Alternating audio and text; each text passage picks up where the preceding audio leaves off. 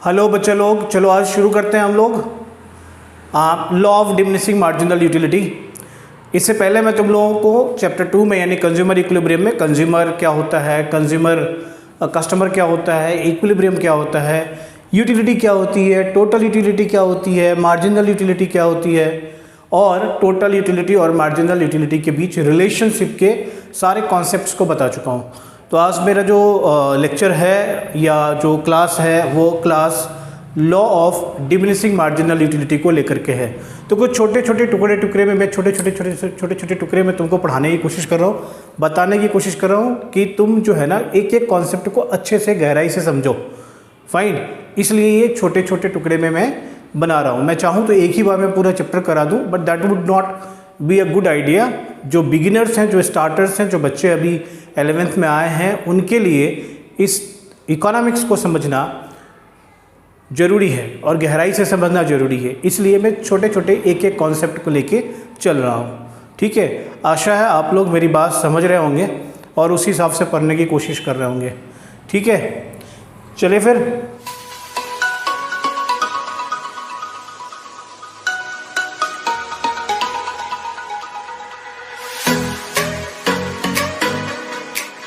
चलो बच्चों फिर शुरू करते हैं law of diminishing marginal utility. देखो क्या होता है कि एक इस कॉन्सेप्ट को या इस लॉ को थोड़ा सा ऐसे समझने की कोशिश करो।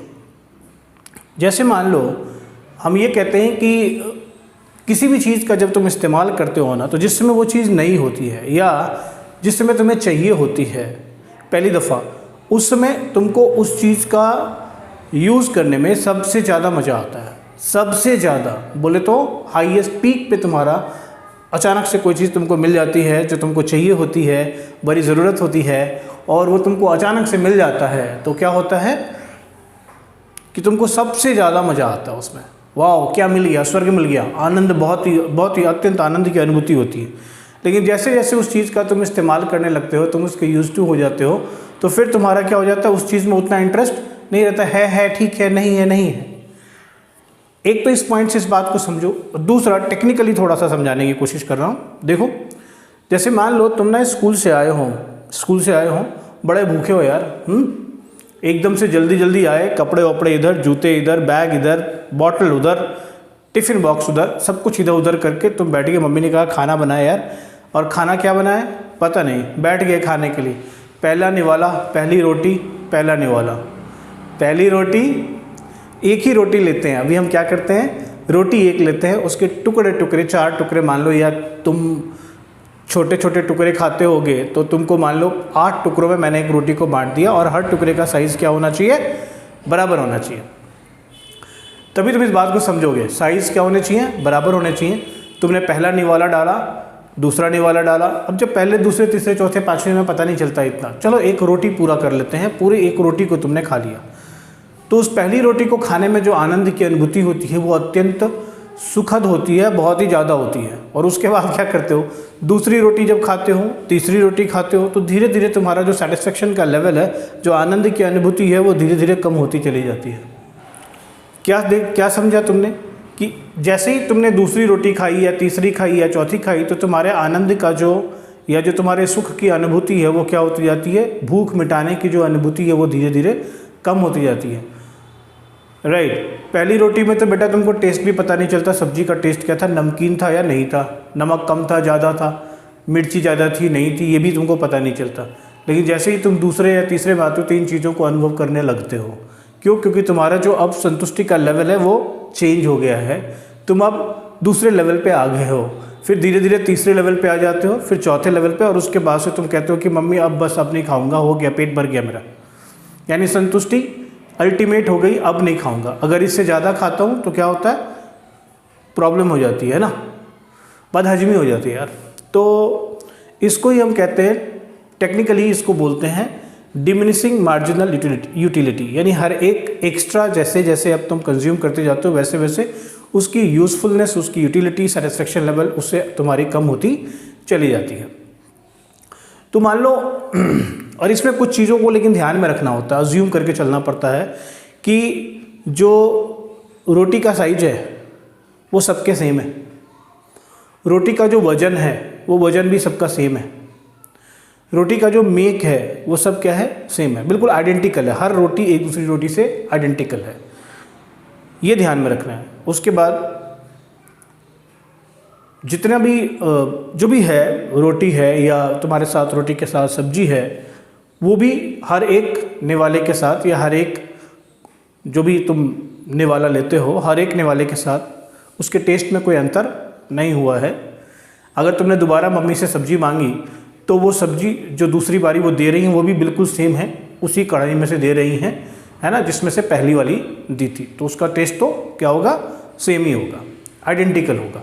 तो इन सब बातों को ध्यान रखते हुए हम देखते हैं कि भाई हमारा जो सेटिस्फेक्शन लेवल है वो सेटिस्फेक्शन धीरे धीरे धीरे धीरे कम होता चला जाता है, यानी उस सुख की, उस आनंद की अनुभूति नहीं होती जो पहली दफ़ा हुई थी या जो पहली रोटी में हुई थी, वो धीरे धीरे घटने लगता है। इस बात का तो तुमने अनुभव किया ही होगा, आए दिन अनुभव करते होगे। नहीं अनुभव करते हो तो मैं तुमको बताता हूँ, देखो जैसे तुम प्यासे हो और पानी पीते हो, एक गिलास पानी पिया, या पहला घूंट गया, घूंट का साइज़ बराबर है, एक गिलास पानी ही लो बट घूंट का साइज़ बराबर रखो, ठीक है, और उसको पियो, तो पहला जो घूंट जाएगा उसमें बहुत ज़्यादा सेटिस्फेक्शन होगा, दूसरा, तीसरा, चौथा, धीरे धीरे सेटिस्फेक्शन लेवल क्या होता जाएगा, घटता चला जाएगा, क्योंकि अब इसकी आवश्यकता तुमको कम होती चली गई, तुम्हारे लिए इसकी यूटिलिटी कम होती चली गई। अगर तुमको यूटिलिटी वाला याद है तो want satisfying power of a commodity, तो किसी कमोडिटी की वांट सेटिस्फाई करने की जो पावर होती है उसको हम यूटिलिटी बोलते हैं, तो वो धीरे धीरे कम होती चली गई, हो गई ना, महसूस किया तुमने। तो बेटा जरूरी है इस बात को महसूस करना कि हाँ यार तुम फील कर पा रहे हो कि ऐसा होता है, ऐसा होता है। चॉकलेट की बड़ी तलब लगी है, पहला चॉकलेट खा लिया सेम साइज का, दूसरा चॉकलेट खा लिया, अरे यार तीसरा नहीं यार, बहुत मुंह मीठा हो गया यार, अब नहीं है चौथा नहीं यार तुम खाओगे नहीं, बिल्कुल उसको डिस्कार्ड कर दोगे। इसी सिचुएशन को हम कहते हैं, या इसी पूरे फेनोमेनॉन को हम कहते हैं डिमिनिशिंग मार्जिनल यूटिलिटी। और भाई साहब लोगों ने क्या किया, इस पर एक कानून बना दिया, एक लॉ बना दिया, एक प्रिंसिपल बना दिया, उसी को हम कहते हैं law of diminishing marginal utility.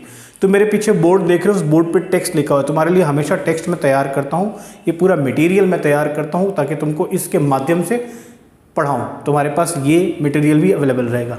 तो देखो यहाँ पर law of diminishing marginal utility क्या कहता है, ये लॉ स्टेटमेंट क्या है। देखो तुमको आंसर्स भी करने होते हैं, एक तो होती है समझ, सब्जेक्ट की समझ, दूसरी बात होती है तुम इसको लिखोगे कैसे, तो उसको लिखोगे कैसे, इसलिए तुमको ये विजुअल में दे रहा हूँ, क्योंकि ये सारे कॉन्सेप्ट मैं वैसे ही ओरली तुमको समझा दूंगा, बोर्ड पे करके समझा दूंगा, but that won't be really useful for you, that much useful for you, that is useful but that is not that much useful, this way it is very useful, इसलिए इसको आप ध्यान से देखिए। It is a matter of common observation that as we get more and more units of a commodity, the intensity of our desire for that commodity tends to diminish. मैंने अभी भी कहा कि जो उसकी जो चाहत है ना तुम्हारी क्या होती जाती है, कम होती जाती है।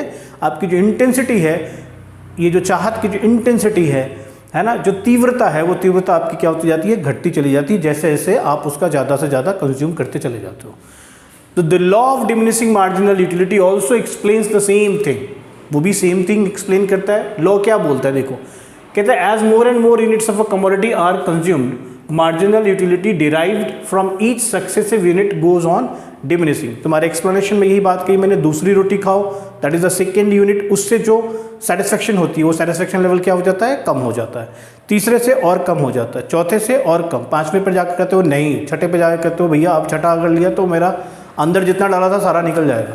यानी डिमिनिशिंग मार्जिनल यूटिलिटी मतलब तुम्हारी जो यूटिलिटी है वो क्या हो जाती है, डिमिनिश होती चली जाती है, कम होती चली जाती है। देखो the law can be explain with the help of an example. जो एग्जांपल मैंने ओरली तुमको बताया वो मैंने यहाँ पर लिख भी दिया है। The first glass of water he drinks will give him maximum satisfaction in utility से 20 यूटिल्स। कहते हैं कि अगर कोई लड़का है, एक मैन है जो प्यासा है, बेचारा प्यासा है, प्यासा जो है पानी की तलाश में गया है और वो पहला ग्लास पानी पीता है, तो मान के चलते हैं कि उसका जो सेटिस्फेक्शन लेवल है, तुमको मैंने कार्डिनल यूटिलिटी बता दिया हुआ है ना, कि जो सेटिस्फेक्शन है उसको हमने नंबर दे दिए। किसने दिया था, तो मार्शल ने दिया था कि भाई इस यूटिलिटी को हम नंबर दे दें तो ज़्यादा अच्छे से समझ सकते हैं। खैर वो ज्ञानी थे, वो जो कहे उसको हमने मान लिया और हम उसको पढ़ते हैं। उसके बाद हमने कहा कि अगर दूसरा ग्लास ऑफ वाटर आप लेते हो तो यूटिलिटी जो उसको है वो उतनी नहीं है जितनी पहली ग्लास में है, ठीक है ना, क्योंकि उसका जो एक पार्ट है थर्स्ट का जो प्यास का एक हिस्सा है वो बुझ चुका है, यानी प्यास उसकी बुझ चुकी है, ठीक है ना, पहली ग्लास पानी पीने से ही। So he gets 10 utils from the second glass. मान के चलते हैं कि दूसरे ग्लास से उसको जो सेटिस्फेक्शन लेवल है वो कम मिलता है और वो 10 यूटिल के बराबर मिलता है। It is just possible that he may get 0 utility from the third glass because his thirst has now been satisfied. तो ये पॉसिबल है कि उसकी यूटिलिटी जो है वो 0 हो जाए, तीसरे ग्लास पानी पीते पीते उसका 0 हो जाए, ये पॉसिबल है क्योंकि उसका थर्स्ट जो है वो सेटिस्फाई हो चुका है। उसके बाद अगर वो ज़्यादा पिए तो नेगेटिव यूटिलिटी हो सकती है, यानी इसका उल्टा असर पड़ सकता है। 0 के बाद तो नेगेटिव ही होता है ना बेटा, तो नेगेटिव हो सकता है। तो कोई भी रैशनल कंज्यूमर होगा will not consume additional glass of water when it gives disutility और नेगेटिव यूटिलिटी। तो दोनों बातें समझनी है, डिस यूटिलिटी और नेगेटिव यूटिलिटी दोनों सेम चीज है। तो अगर कोई व्यक्ति रैशनल है, यानी उसको देखो रेशनल का मतलब होता है उसका जो टॉप फ्लोर है ना वो सीधा साधा है, सही है, मतलब ऑर्डर में है, वो अपना अच्छा भला जो है, अच्छा बुरा भला बुरा ये सब समझ सकता है, उसको हम रेशनल बोलते हैं। उसको पता है कि ज़्यादा खाने से क्या होता है, कम खाने में मज़ा नहीं आया, उसको सारी चीज़ें पता है। He is Sen mind, he is of Sen nature, he is holding a Sen top floor. तो उसके पास टॉप फ्लोर, सही टॉप फ्लोर है, सही अवस्था में है। लेकिन हमने अभी अभी कहा कि कुछ बातों को पहले ध्यान में रखेंगे, इसलिए हमने कहा कि law of diminishing marginal utility के कुछ अजम्पशंस हैं। अजम्पशंस को सुन लेते हैं, देख लेते हैं। It is assume that utility can be measured and the consumer can express his satisfaction in quantitative terms. Marshall ने कहा था, अल्फ्रेड मार्शल ने कहा था भाई क्वांटिटेटिव टर्म में हम यूटिलिटी को मेजर कर सकते हैं, तो जैसे 1 2 3 4 दे सकते हैं। So we have already said that unit of measurement of utility is util, ये मैं ऑलरेडी बोल चुका हूँ, देखो मैं जो बोल रहा हूँ वो मैं लिख रहा हूँ। सो यूटिलिटी इज कार्डिनल, ठीक है। दूसरी बात कही कि quality of the commodity should not undergo any change. Same quality थी, उसमें कोई चेंज नहीं था। वो जो पानी था, ग्लास में जो पानी था ना वो सेम था, उसमें कोई बदलाव नहीं था, वही पानी था, ठीक है ना, एक ही जग से पानी डाला जा रहा था, सेम पानी है, किसी में मिठास या खटास या किसी चीज़ का मिश्रण नहीं है वो, ठीक है, आइडेंटिकल है। तो consumer who drinks a glass of cold water must continue with the same. अगर हॉट वाटर पी रहे हो तो हॉट, ठीक है ना, मीठा पानी पी रहे हो तो मीठा, सेम, यानी आप बिल्कुल बदलाव ना करें, इन चीज़ों में कोई बदलाव ना करें। तीसरी जो हमने यहाँ पर अजम्पशन लिया, या अजम्पशन है, मैंने लिया नहीं है, consumption should not proceed eight intervals, यानी कॉन्टिन्यूस कंजम्पशन होना चाहिए, 1 के बाद 2, 2 के बाद 3, 3 के बाद 4, वो लगातार क्वांटिटी में उसी पर्टिकुलर पॉइंट ऑफ टाइम पे होना चाहिए। ये नहीं कि 1 गिलास पानी अभी पिया और 1 गिलास पानी जो है ना शाम में पी रहे हैं, 1 गिलास पानी फिर रात में पी रहे हैं। This doesn't explain marginal utility और this doesn't explain actually the diminishing marginal utility. What will explain the diminishing marginal utility? If you keep on continue with the same quality, with the same, और बिल्कुल जो है in continuity, with the same quality in continuity, तो ये law will hold good, ठीक। Consumer should be a rational person, मैंने कहा आपको, ठीक है ना। रेशनल पर्सन का भी मतलब मैंने यहाँ पर लिखा, this means that he see prefers more quantity to less quantity of a good. Obvious है, जो सीधा जो सही सलामत आदमी है वो क्या चाहता है, भाई मेरे को ज़्यादा मिले, है ना, कम से संतुष्टि नहीं होती उसकी। सही सलामत आदमी को कम से संतुष्टि नहीं होती, उसको ज़्यादा चाहिए यार हमेशा, ठीक। तो वैसा व्यक्ति हो।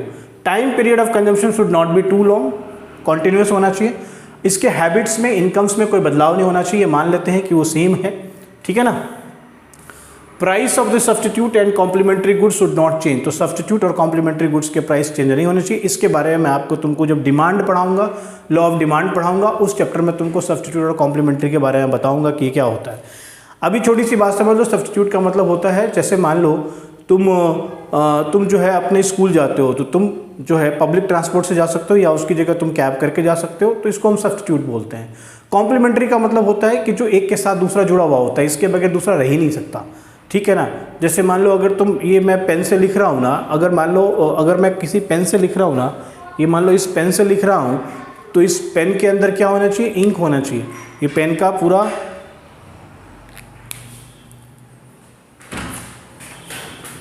अरे यार थोड़ा कम ऊपर नीचे करो तुम लोग, जाओ जल्दी जाओ।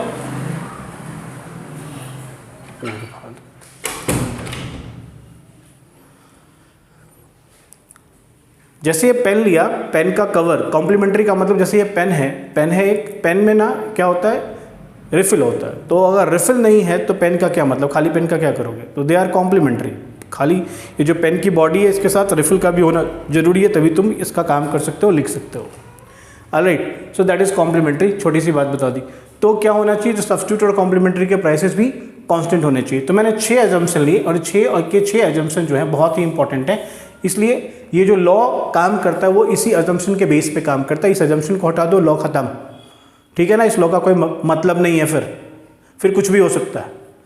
अंडरस्टूड? एक आम अभी खा लो और एक आम शाम में खाओ, भाई इंटेंसिटी उतनी ही होएगी, जो अभी है वही शाम में है, वही रात में है। लेकिन अगर एक साथ खाओगे तो इंटेंसिटी धीरे धीरे कम होती चली जाएगी। यस और no? Yes, great, good, very good. चलो आगे बढ़ते हैं। लेकिन कुछ इसके एक्सेप्शंस भी हैं। क्यों मैं एक्सेप्शंस को कहता हूं कि भैया पढ़ लो? इसलिए कहता हूं एक्सेप्शन को पढ़ लो क्योंकि जब तुम पेपर लिखोगे ना, जब तुम एग्जामिनेशन में अपने आंसर लिखोगे तो वहां पर ये सब चीज़ें पूछी जा सकती हैं। या तो तुमको MCQ में पूछा जा सकता है, या ट्रू फॉल्स में पूछा जा सकता है, या तुमको असर्शन रीजन में पूछा जा सकता है। कहीं पर भी ये क्वेश्चन पूछे जा सकते हैं, या डायरेक्ट क्वेश्चन पूछा जा सकता है कि भैया इसके 2 एक्सेप्शन बताओ। ठीक है, इसलिए एक्सेप्शंस को जानना जरूरी है। तो पहला एक्सेप्शन है अ माइजर माने कंजूस is not a good subject for this law. ये कंजूस आदमी इस लॉ के लिए अच्छा व्यक्ति नहीं है, कंजूसों के लिए कानून नहीं है। क्यों?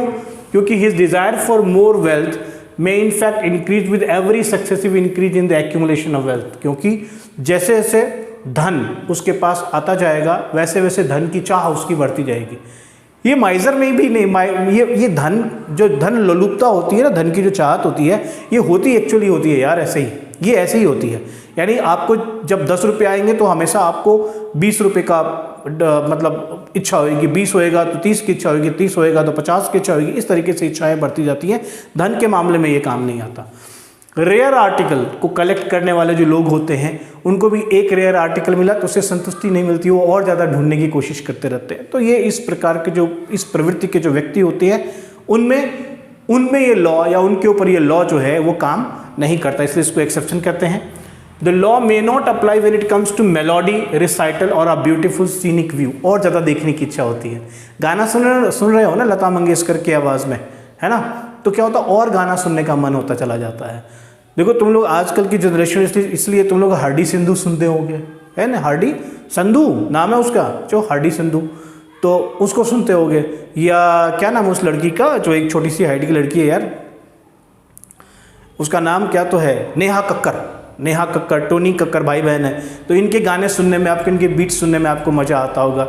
जितना सुनते होंगे और इंटेंसिटी बढ़ती हुई, ये नहीं कि एक गाना सुन लिया अब हो गया यार, अब मेरी जो इंटेंसिटी ना डिज़ायर है वो कम होती जा रही है, ऐसा नहीं होता। या कहीं सीनिक व्यू को देख रहे हो, कहीं पर पहाड़ों पर गए हो तो और देखने की इच्छा होती है। वापसी में तुम्हारा दिल टूटता रहता है कि यार कहाँ से ऐसी जगह से जा रहे हैं वापस घर, हैं फिर वही ईंट कंकर का जंगल, वहाँ हम रहने जा रहे हैं। ये कितना बढ़िया खूबसूरत जगह है ना, कलकल बहती नदी, ठीक है ना, सुहावना मौसम, सूरज उग रहा है, ठीक है ना, सीनिक व्यू होता है। तो उसको जितना ज़्यादा देखो तुम्हारी इंटेंसिटी उसको देखने की और बढ़ती चली जाती है। तो ये 3 एक्सेप्शंस यहाँ पर हमने डाले, ठीक है, और तीनों एक्सेप्शंस को आपने क्या करना है, ध्यान से देखना है। अब बच्चों अगर तुम लोग चाहोगे कि ये PDF तुमको मिले तो तुम मुझे कमेंट बॉक्स में लिख सकते हो, ये PDF में तुमको शेयर कर दूंगा, ठीक है।